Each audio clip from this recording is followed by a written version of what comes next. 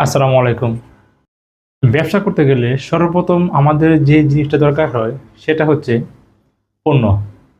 এখন পণ্য সিলেকশনে যদি কেউ ভুল করে বা পণ্য সিলেকশনে যদি কেউ ব্যর্থ হয়, তাহলে তার ব্যবসায় প্রথমেই সে লসের সম্মুখীন হবে।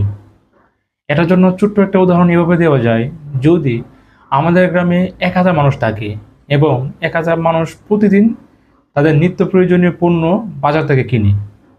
এখন ১,০০০ মানুষের জন্য একটা বাজারে ১০টা দোকান আছে। তার মানে গড়ে ১০০ জন করে কাস্টমার একটা দোকান পাওয়ার কথা। এখন ১০টা দোকানের জায়গায় যদি ২০টা দোকান হয়, তাহলে কাস্টমার সংখ্যা এখানে এমনি কমে যাচ্ছে। ১০০ জনের জায়গায় মাত্র ৫০ জন পাইতেছে। ৫০ জন পাওয়ার মানে হচ্ছে আপনার প্রফিট কমে যাওয়া বা লাভ কমে যাওয়া। এইজন্য একটা ব্যবসার মেইন যে ফোকাসটা থাকা উচিত সেটা হচ্ছে আমি কি নিয়ে ব্যবসা করব বা কোন পণ্যটা সিলেক্ট করব আমার কাস্টমারের জন্য।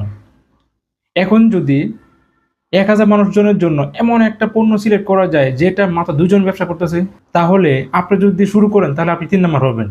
৩ নাম্বার হলে আপনি এভারেজে কাস্টমার অনেক বেশি পাইতেছেন। এজন্য পণ্য সিলেকশন অনেক গুরুত্বপূর্ণ।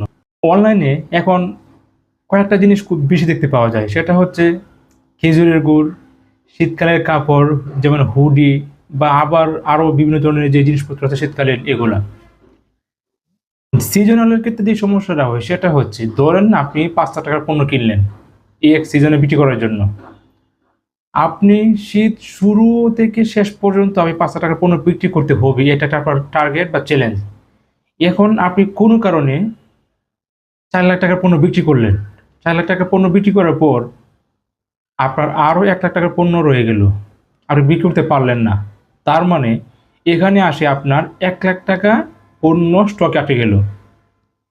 এখন যদি আপনি নন সিজনাল দিকে যাইতেন, যেই পণ্যটা সারা বছর চলে, তাহলে আপনার এমন চ্যালেঞ্জটা নিতে হতো না, যেখানে আপনার ৳৫,০০,০০০ পণ্য এক সিজনের ভিতরে শেষ করতে হবে।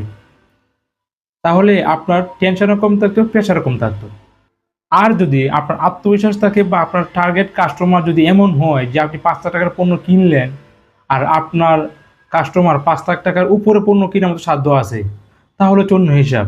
কিন্তু এটা হচ্ছে নতুনদের ক্ষেত্রে বা আমাদের মতো যারা নতুন আছে তাদের ক্ষেত্রে এটা সিজনাল ব্যবসার মধ্যে কখনোই যাওয়া উচিত না।